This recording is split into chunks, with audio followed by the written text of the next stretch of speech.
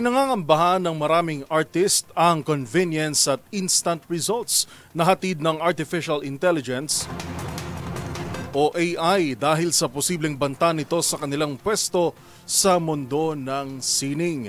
At hindi rin nakatulong dito nang ilunsad na art contest ng isang senior high school sa Taytay na batay sa mechanics ay gagamitan umano ng AI.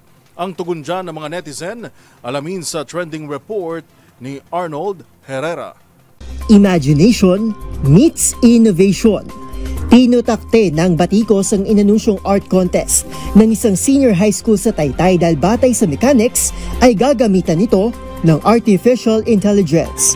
Sa burado ng post ng Golden Fate Academy, nagsagawa ito ng open call para sa Anilay Visionaries para bigyang buhay ang tema ng contest na reimagining what's possible.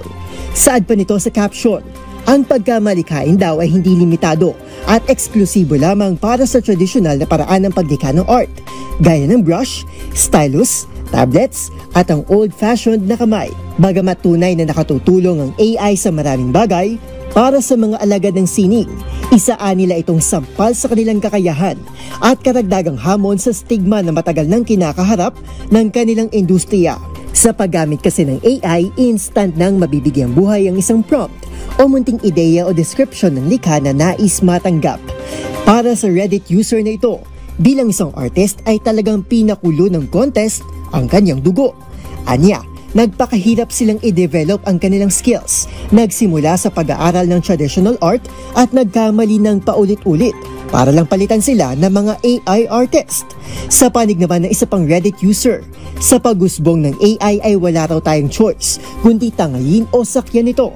Dagdag pa nito, maski dati rin naman daw ay hindi rin naging maganda ang pagtanggap sa digital art. Pero kalaunay pinaunlad din ito ang mundo ng sining.